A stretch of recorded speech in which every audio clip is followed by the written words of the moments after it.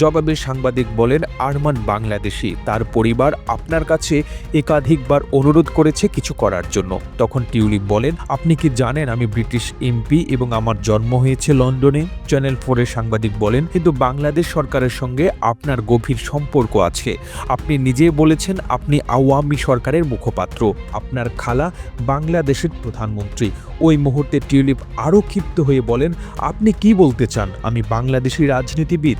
আমি British MP, আমাকে বাংলাদেশি রাজনীতিবিদ বলার ব্যাপারে সতর্ক থাকুন। এটি বলে তিনি চলে যেতে থাকেন। তখন ওই সাংবাদিক বলতে থাকেন, আপনি আরমানের ব্যাপারে একটি ফোন দিতে পারবেন না? কেন পারবেন না? ব্যারিস্টার আরমান লন্ডনে পড়ালেখা করেছেন। 2016 সালে যুদ্ধাপরাধের অভিযোগে তার বাবার বিচার চলাকালে তিনি তার আইনজীবী ভূমিকা পালন করছিলেন। ঠিক তখনই তাকে গুম করা হয়। আরমানের ব্রিটিশ আইনজীবী মাইকেল পলক বলেছেন, চ্যানেল 4-কে যেন ব্যারিস্টার আরমানের স্ত্রী বলেন প্রতিবেদনটি প্রকাশ না করতে